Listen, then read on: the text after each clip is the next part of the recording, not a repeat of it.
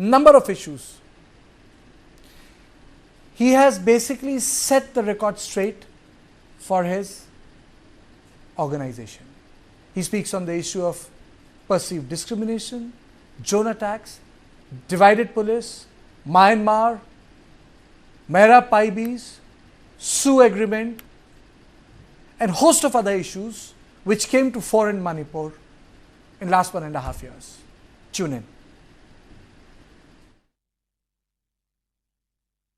Welcome to this edition of On Point.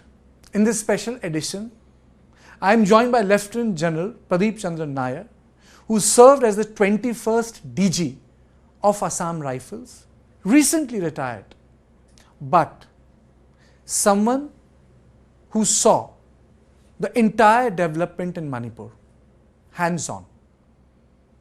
And today, in this interview, he is going to break his silence, give his side of the story, and give the side of Assam Rifles story as to what happened in Manipur and why the state is out of control now.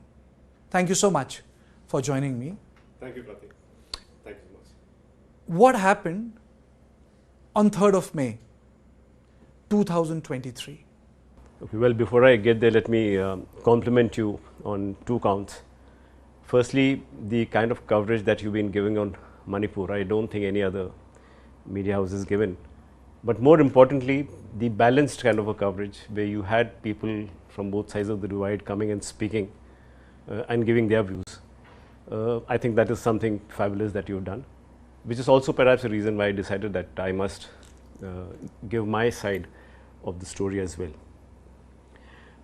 You would be aware that while I was the DG here now, I have had 2 important tenures in Manipur earlier.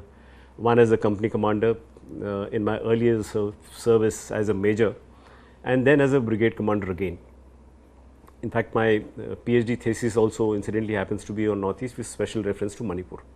Having said that, coming to the question that you asked as to what exactly happened on the 3rd of May, there were certain undercurrents of which we knew once the High Court order was passed.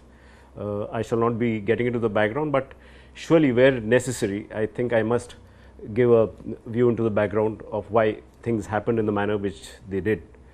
So, once the High Court order was passed, there was this state of uneasiness. We knew something will happen, but surely not to the level and extent to which it happened. So, we were in some way prepared to take care of any eventuality. But on the 3rd of May, like you are aware, the Solidarity March got over around midday in the hills, including the Naga hills also, Ukhrul especially. And then 2-3 things happened one after the other. There was this news that went everywhere that there is this memorial gate which has been burnt of the Anglo-Kuki war or Kuki rebellion. And then alongside it also happened at this point of time, the procession which had ended in Churachandpur, close to 1 lakh people, 90,000 to 1 lakh people took part in that procession. When a certain faction of that was going towards Bishnupur, towards their village, in this area called as Kangwai and Torbung, that is where there was also a huge group of Meiteis who were there.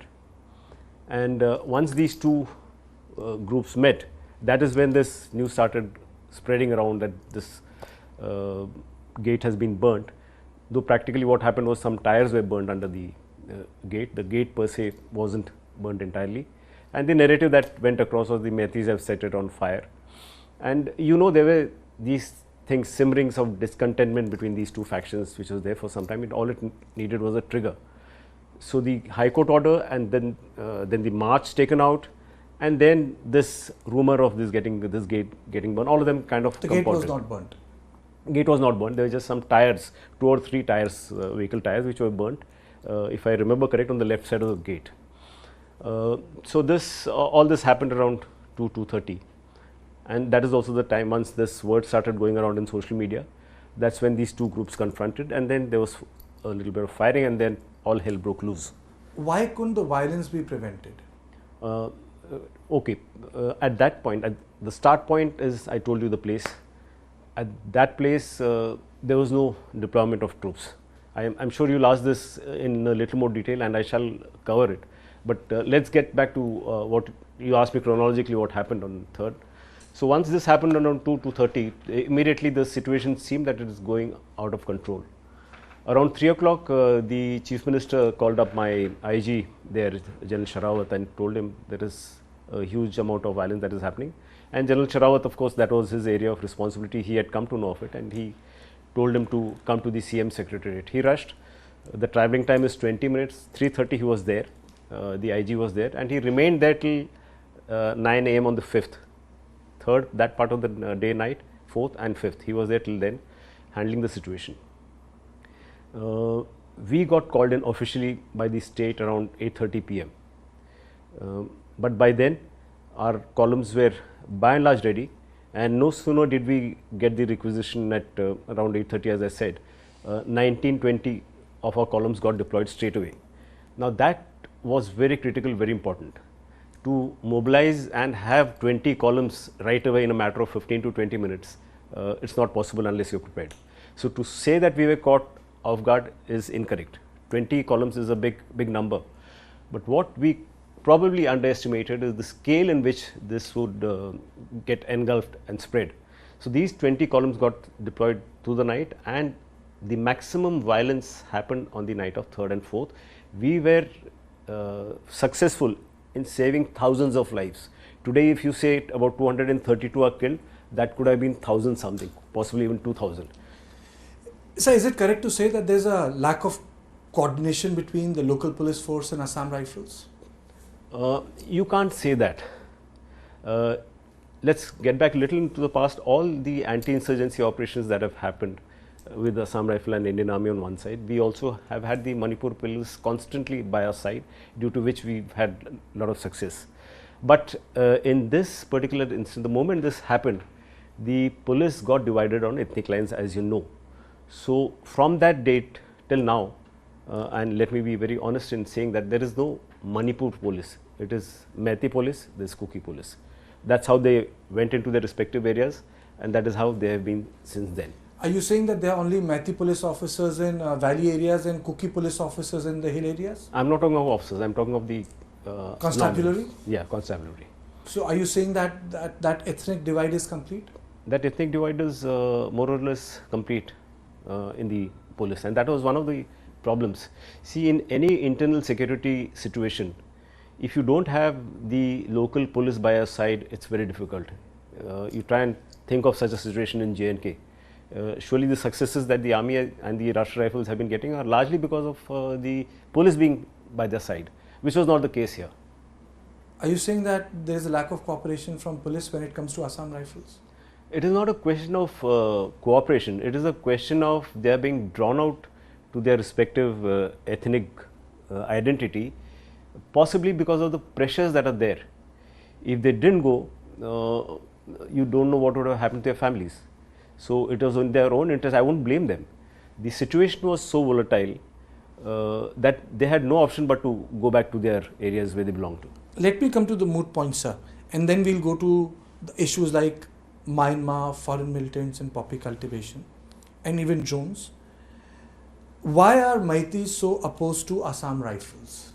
Thanks, Kartikeya. I'm glad you asked that question, because this is something that I keep getting asked. Again, it is not after 3rd of May that they've become anti-Assam Rifle. You need to again go into the past. Everything that is happening now has a historical background, and we'll talk now only of the Meiteis. We will talk about Kukis, Nagas later as and when the questions come. But the Meiteis, they have these two former, these groups are still existing, the valley based insurgent groups. UNLF, the first one raised in 1964, and then they took up arms against the Army and Assam Rifles somewhere 89 or 90. Then you have PLA, which came up subsequently again in 1978. Then you have other factions. You have the you have KYKL, you have KCP. All these are there, pre-Pak. These are all multiple factions of the Meitei groups, and historically we have been acting against them. So there is always this baggage about Assam Rifles, and all of them in some way have some connect with the civil society. And let me clarify here, it is not that all the Meiteis are against us. It is not the case. It is just that these are some groups who create a narrative that Assam Rifles is against us, have false videos, have footage, false pictures that they spread around and entice this feeling of hatred. But what about Meira Paibis? Stopping the movement. Meira Paibis are an extension of the Meitei. They are part of the, again, if you see Meira Paibis traditionally, whenever we used to go against certain VBIGs, value based insurgent groups, they would stop us. It is not only, this is not the first time, it's been happening earlier time also. Now it so happened, whenever we would go and try and stop violence between both the groups, we would be blockaded, cut off, and then all hell would break loose. Now, since you asked about this, let me come to a particular incident. If I recollect, this happened immediately after the Home Minister's visit, which was end May, early June. A few days after that, there was this column of ours which was blocked by the Meira Paibis. Amongst the Meira Paibis, one of our soldiers recognized one of the lady to be the wife of a soldier of Assam Rifle. And it so happened, the husband's post, operating post, was just 10 kilometers down the road, and this column was going to supply logistics or give logistic cover to that particular post. So this soldier asked this lady, "Aren't you the wife of so and so soldier?" She said, "Yes." They said, "Why are you stopping this? Don't you realize that this is going to affect your logistics of your husband's company?" She just took him to a side. She said, "I can't help it. This is societal pressure. This is a community pressure. I have to do my duty. Those 7 hours, 8 hours, I have to be here. I have to be doing this." So this is just an example. So I imagine this is what is there for most of them. They are not doing it willingly. Have Meira Paibis ever hindered operational movement of Assam Rifle? They have. At many times they have. Let's take the case of what is now going around in the social media last 2 days of the CEO of 39 Assam Rifle, Colonel Akash. I know him well, he was with me. You know of this incident which happened in Jiribam. Again, let me clarify what exactly happened, because viewers don't know. Viewers have just seen a CEO being rude to women folk. Now, all videos have only a select part. The actual background to this is, there was Jiribam, like you know, is a place which is to the westernmost part. It's almost in the plains bordering Assam. And here you have people of all ethnicities. For example, Meiteis are close to 35–38%. Kukis are just about 8 to 9%. Rest are all over. Now there was a certain group of reportedly of UNLF fellows who were sitting there, or some militant group, and the Kuki groups went to attack them. Violence happened. There were close to 7 or 8 people killed. Whatever I have learnt is about 3 or 4 Kukis got killed, and maybe 1 or 2 Meiteis got killed, and 1 or 2 innocents. But when this incident happened, Colonel Akash, the CEO of 39, his post was about 4 kilometers away from where this incident happened. So he was heading towards the site where this has happened, and obviously one of the factions would have told the Meira Paibis to stop him. So he was stopped. It so happened he used to be passing on this road very regularly. He knew some of these women very well. So initially it was in a very light mood that he started conversing with them. But they got pretty offensive, and as you would have noticed in the video, 1 or 2 of them were actually pushing a CEO. Now you tell me, in which country does this happen? A colonel rank, a senior officer of colonel, a commanding officer of a unit getting heckled, getting pushed by women. Imagine something like this happening in any other country, democracy for that matter. Imagine something like this. A lot of retired officers say that it's because the composition of Assam Rifles that they have a vested interest in terms of the ethnic composition. What is your take on it? Preposterous.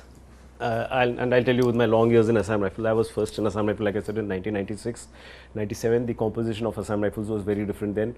Close to 58 to 60% of the troops belong to the northeast, yes.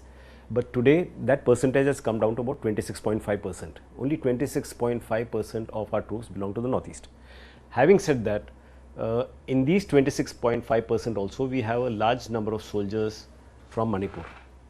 And of those soldiers from Manipur, the composition by and large matches the ethnic composition of the state. So, fair to assume about 55% of them, 56% of them are Meiteis, about let us say 18 to 20% are Nagas of Manipur, and about 14-15% are Kukis. So, that is by and large the same composition that we have. But why is Assam Rifles so popular with the Kuki community? Why are they saying that Assam Rifle needs to be there? It's very I would say sort of an unheard demand in a insurgency area where a particular force is being demanded by a particular community. Again, your question is a little biased in the sense, contrary to this, there are also videos, messages from the Kuki groups that we are being partial to the Meiteis, we are turning a blind eye towards Meiteis. I can give you these videos after this interview. So that unfortunately doesn't get highlighted. Coming back to the moot point as to are we really partial, you tell me, let's see it very dispassionately, Kartik. I just told you we have Meiteis and we have Kukis. If we were partial to a particular community, don't you think this message would have spread amongst our troops? And which troops would have tolerated this kind of partiality being shown towards a particular community? It would not. There would have been some kind of desertion, some shooting, some killings. None of that has happened. But again, I'll keep coming back to this question as to why are they saying this is because typically the Kuki groups are all in the hills or the foothills, while the Meiteis are in the plains. And as and whenever the Meiteis have tried to go into the hills, we have stopped them, which was not liked. I can quote all the videos that you can show me, I can explain them to you, where we are being targeted, where Assam Rifle was maligned. I can explain each one of them to you. So, at all those points, whenever we stopped them, it was taken as we are trying to subvert what was legitimately they were supposed to do. Why were they stopped, sir? We didn't want two communities to fight. Obviously, but for the Kukis, the advantages, like I said, they are in the foothills or in the hills. So, they can use some of the indirect firing weapons or even normal small arms, which are more effective from higher reaches. So, when they do that, it is not that we have not stopped them, we have stopped those Kukis as well. There are many instances where we have gone and captured or arrested Kuki militants. Now, again, let me give you some figures, statistics. Today, as we speak, close to about 160 Kuki people with weapons, call them whatever, call them fighters, village protection force, insurgents, whatever, have been handed over to the police. How many weapons? Close to 800 weapons from Kukis have been confiscated and handed over to the police. How many bunkers? Close to about 400, 380 or 390 bunkers have been destroyed, which the Kukis had created in the hills. So, why would we do all this if we were pro-Kuki, as they call us? Does Manipur require a unified command under the Chief Minister? I am sure you are trying to allude to what is happening in absolutely last 48 hours. Possibly also in JNK. Yes. So, to begin with, this is again a place where many people go wrong. It is not a question of one size fits all. No, not at all. On the contrary, the Northeast is a very different cup of tea from what JNK is. JNK, we all know there's just one source which is fomenting this trouble, that is Pakistan, in multiple ways. But here, it's a very complicated issue. There are various ethnic groups who carry different historical baggages. There is history which dictates what people do. There is geography and trans-border linkages also. So, all of these in some way affect. So, it is, I think, for the people in positions of power to decide as to what works well. If they have decided that the current system is what is best, probably that may be right. Are you saying that unified command is not the best way to deal with the issue in Manipur, the way unified command is functioning in Kashmir? No, what is there currently is surely not cast in stone. It's not that it cannot change. If I think the government feels that there is a need to change this, surely this will be changed. I don't think there will be any backtracking from that. why were the IRB centers such easy targets in the initial days? Karthik, in the initial days, what happened was when these armory got looted, the numbers in which they went to loot the armory were huge. There were many women also. The constabulary was actually overwhelmed by the sheer number, the volume of people that came. But yes, the other way of looking at it is, if they came to loot your armory, why didn't you fire a single shot? This is a question that will always remain. So, not just once, was there collusion? 4-5 times. No, there is not confusion. Collusion. Probably, sorry? Collusion.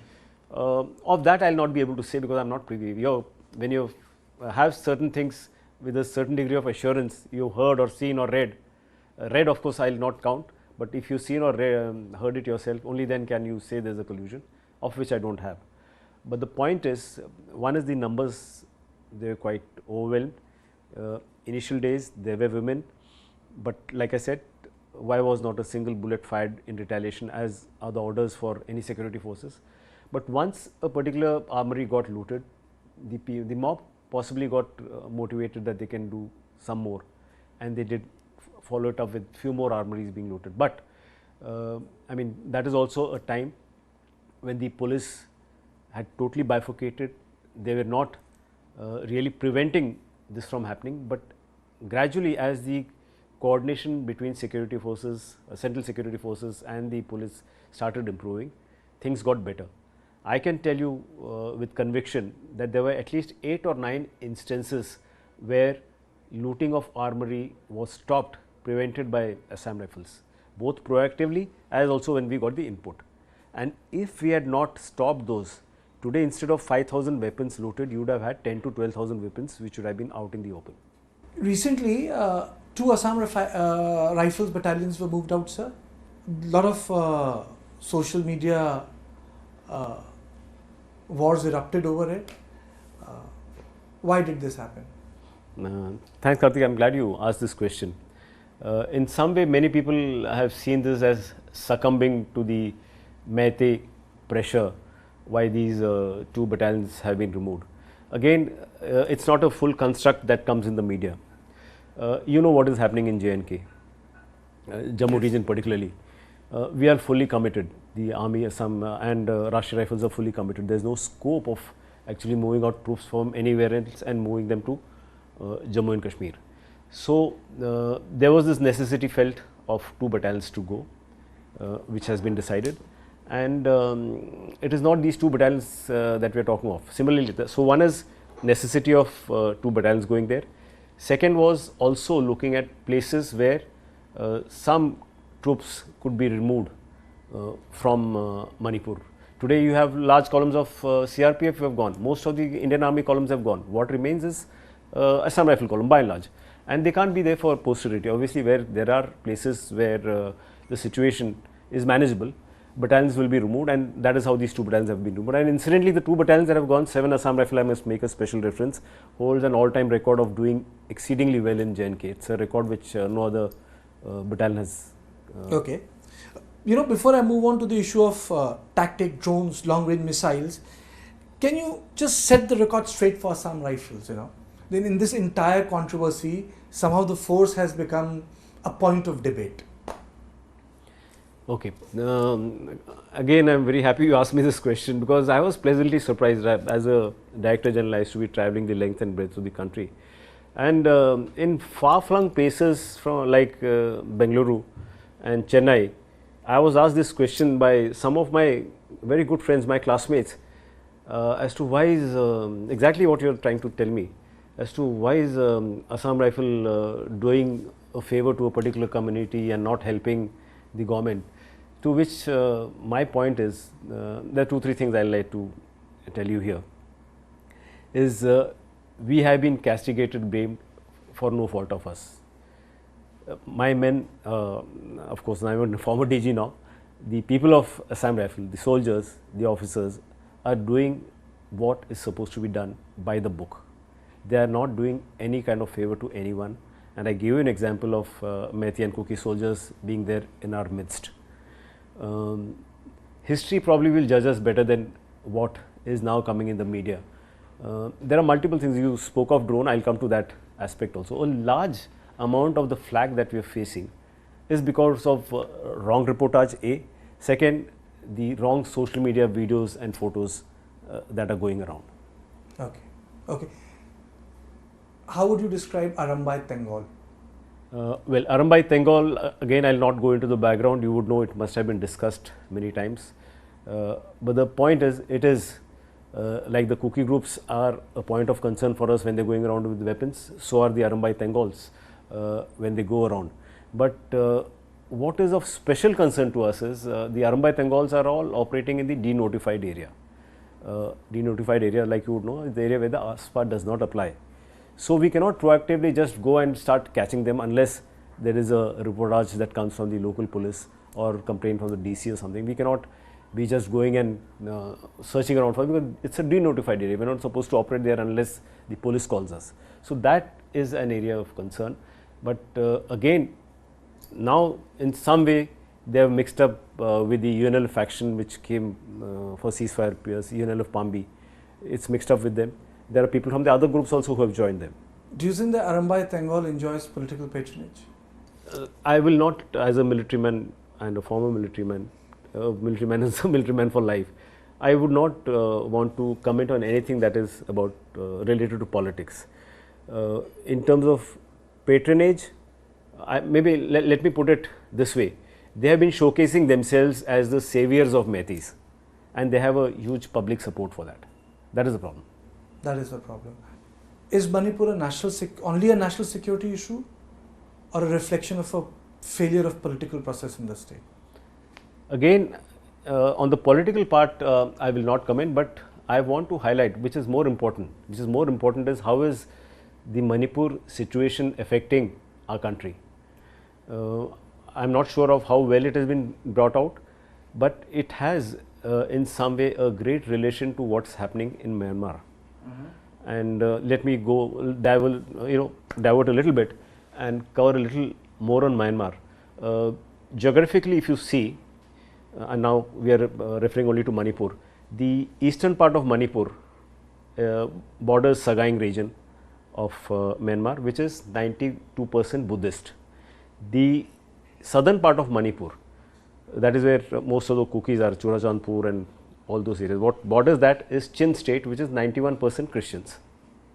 I am clarifying this ethnicity because one of the things that gets highlighted is that Assam Rifle is not stopping the illegal migration that is happening and refugees that is happening, and the Kukis are coming in a big way. That is why I want to clarify the religiosity and the ethnicity of what lies across. In Myanmar, you are aware of what has happened from the time this change of dispensation happened there. But opposite Manipur, other than More, there is no other post of the Myanmar army which is in the control of Myanmar army. It is entirely with the people of the PDF and the people who are fighting the junta. So that is an area of concern for us. Why? Because when it is not in their control, the other things automatically start in terms of trans-border movement of weapons, drugs, contrabands, all of that. Are there foreign fighters in Manipur? There are no direct evidence to say that there are foreign fighters, and truly speaking, there is no necessity of foreign fighters because the minds of the locals itself has got so corrupted that they don't require. But having said that, there may be a sprinkling, but surely not of CM concern. Biren Singh has been saying that the illegal migration and poppy cultivation and drugs, they have fueled this violence, and his drive to get after the poppy cultivators and bust drug activities has led to the eruption of violence. So how rampant is poppy cultivation in hill areas? Okay. There are two parts in this. One is illegal migration, which you said, and demographics, which keep getting highlighted. Again, I want to go off track a little, but it is necessary for me to tell this to your viewers. Let's talk of demographics. If you see the decadal growth, the last census was held in 2011. So today one is not very sure as to what is the actual population of Manipur is just a guess, various guesses that are there. So let's bank our discussion on the 2011 census. 2011 census, the decadal growth of population from 2001 to 2011, the national average was 17%, 17.6 actually. Manipur was just about 19%, which was lesser than the previous decadal growth of 25%. 1991 to 2001 was about 25%. So, there has been a drop. Let's now not look at Manipur, let's look at one big state, Bihar. Bihar has a decadal growth of 25%. Meghalaya, which is very similar to Manipur in terms of population. Manipur is 28 lakhs, that is 29 lakhs, Meghalaya is 29 lakhs. Meghalaya has had a decadal growth of 28%.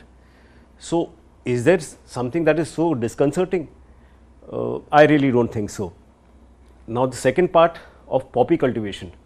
Poppy cultivation, Kartikeya, I am sure you would have read in the media. What is of concern is last year, now there are two major countries which were cultivating poppy. One is Afghanistan and one is Myanmar in the Golden Triangle. Last year, the Taliban declared a ban on poppy cultivation, as a consequence of which the poppy cultivation went down by 95%, 95% in Afghanistan. Obviously, it had to shift here to the Golden Triangle. Golden Triangle is the area that you are aware of. It's northern Thailand, which borders Laos also, and Myanmar. Let's talk of Myanmar because that's what is concerning us. In Myanmar, it is the states of Shan, which has 86% of all opium grown in Myanmar, 86%. Then you have Chin, which borders Mizoram and Manipur, and then you have Kachin, which borders Arunachal and a little bit of Nagaland. So, if the drug cultivation has shifted, it has increased 36%. I said 95, 96%, it has dropped there. Here in Myanmar, it has increased by 36%. And if it has shifted to Myanmar, surely it will shift to the other areas also. And here, what is of concern to us is Chin. So, if it has shifted to Chin region, there will be some proliferation, some spread in Myanmar also. But again, let me get back to the official admission of Manipur government. There has been a drop in poppy cultivation between 2022-23 and 23-24. You check the Manipur official website, you will get this. And we as security forces have played a major role in this. And again, don't go by what I am saying. Please refer to the tweets of the Chief Minister himself. He has given a shout out to us for helping destroy the poppy plantation. Okay. Now, let me come to the battlefield, because that's what is happening in Manipur. Long range missiles, rockets, drones have come into operation. How? Okay. Again, that's a topic which is very current, and I'll... Let's start with drones. I mean, you say drones in, you don't even see them in J&K theatre. Now, what I'm going to do here is I want to again, I'll keep constantly drawing your attention to Myanmar, because that has a major implication here and people are not realizing this because of the porous or the open nature of the border. In Myanmar itself, the Myanmar army or the junta first used drones against the Arakan army in 2020, way back in 2020. But after the change in dispensation in Myanmar in February 21, thereafter the PDF and the Three Brotherhood Alliance and all, they also started procuring drones. In the year 2022, October, if I remember, 27th October 22, is when the Three Brotherhood Alliance used drones against a Myanmar army post. They killed 5 soldiers. Used it again in November 22. They killed about 10 Myanmar soldiers. And as late as this year, this April, they used swarm drones. They used 30 drones against where? In Myanmar headquarters, army headquarters in Naypyidaw.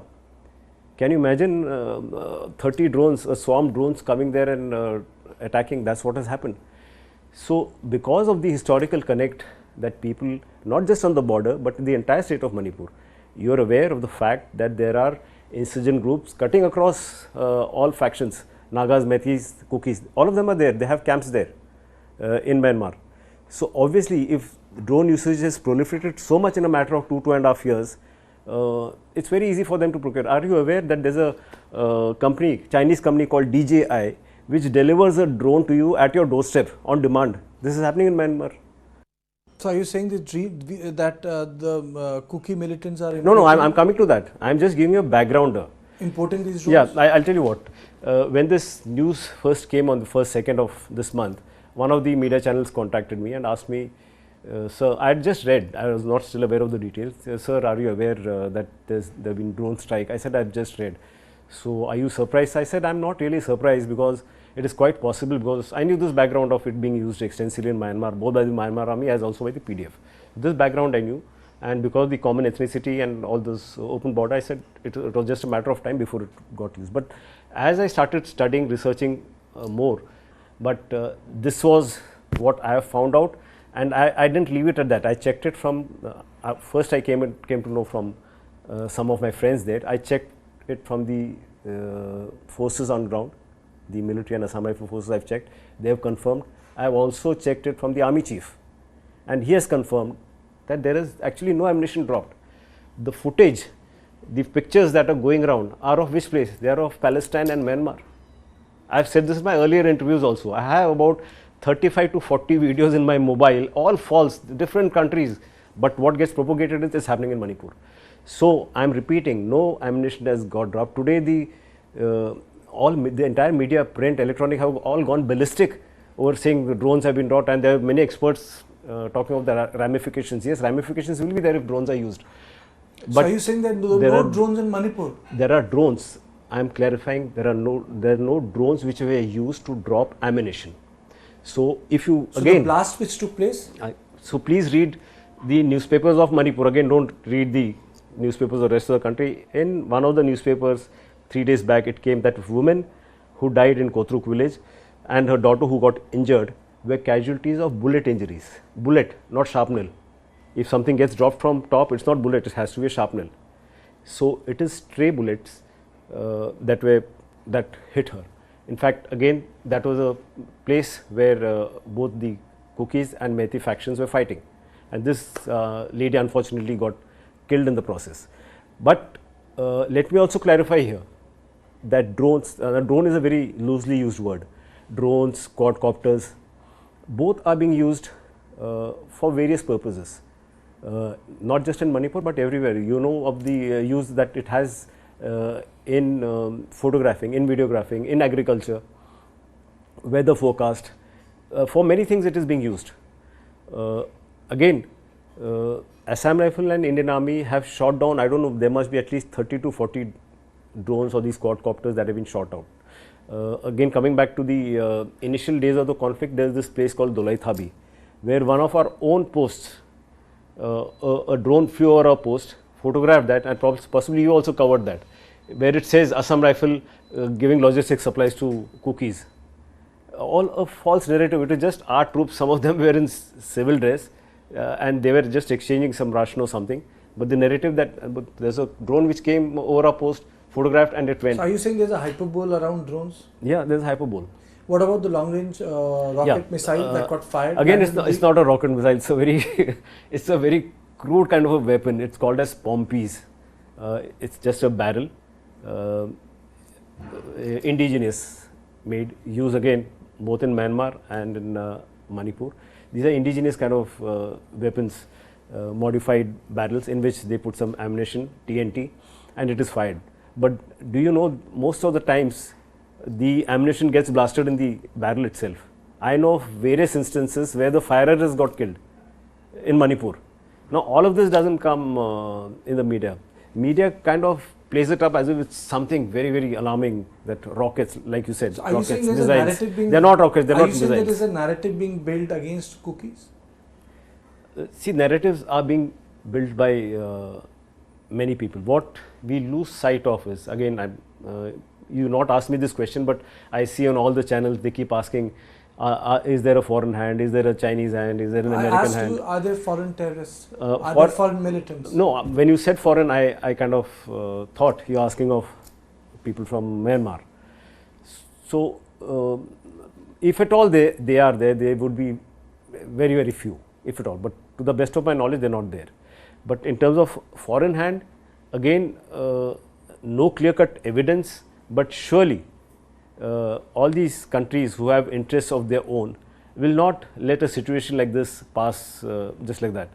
Surely they would be trying to fund maybe in terms of giving them some, the people involved, cash, could be weapons, could be drones, could be drugs.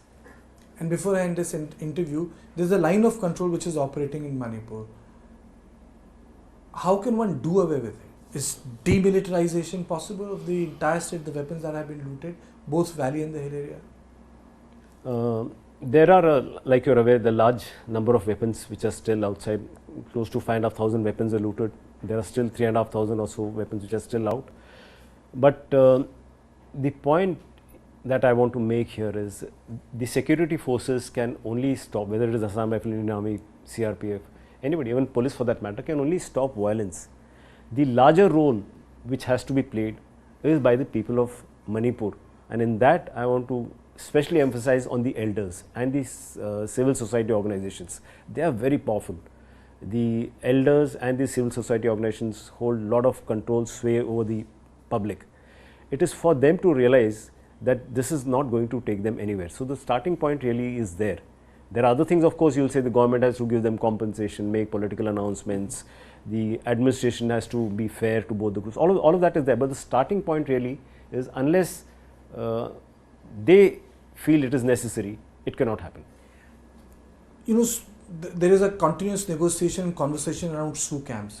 Has Assam Rifle seen, come up, informed, or found that there have been violations of SoO agreement? No. Because that has become something very, very important in this entire gamut. Now, since you asked this question, it looks more like specific to the Kuki militant, but I would also like to cover something about SoO for the UNLF faction which has come on board. You are aware these SoO camps were decided at a time when something like this was not visualized. Correct. It was not the case at all. That time it was a purely Naga and Kuki fight which had stopped, and those people had to be put in certain camps, which is why those camps were identified for reasons best known then, but surely in agreement with the state government. The state government was in agreement to give those SoO camps to them. Then certain rules got formed. I myself was a brigade commander, like I said, in Manipur. There were 3 camps under me, which periodically my COs, my company commanders, I have gone there so many times to check weapons and presence of the Kuki fighters who were there. So they used to be there. Now, in this, when so much of fighting is happening, there are certain ground rules that so many percentage of fellows are supposed to be there. Militants or fighters, call them whatever, are supposed to be there in the camp at any time. So many weapons are supposed to be there. Again, percentages are laid down. In our initial days, we found at least the weapons were there, and most of the weapons have been there for 20-30 years, not been maintained, not in a fit state to be used. Actually, SoO camps is not a major issue. If you ask me, today weapon proliferation movement transborder is so rampant. To which again the counter you will ask is, why is Assam Rifle not guarding the border? I am sure you have. You can answer that. I will answer that also. Answer that. Please see the length of the border is 1643 kilometers. We have 20 border guarding battalions there. 20 border guarding battalions. Each battalion has 6 companies. Deployed operationally on the borders will be 4. One has to be in training, one has to be administrative at the battalion headquarters, right? So 4 companies, 20 battalions, that makes it 80 companies deployed along 16. I am just giving you mathematics, then we will come to the specifics.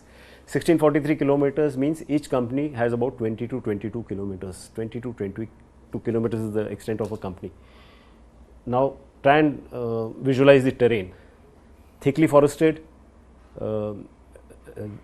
big, there are rivers, there are streams, there are places where you can't move. And then you have these border pillars. There is one border pillar here which is about this high, maybe let us say 3 feet high. The next border pillar could be anything between 1.5 to 2 kilometers, could even be 8 to 10 kilometers. There is no sacrosanct distance between 2 border pillars. So from one border pillar, in most of the times you cannot see which is the next border pillar.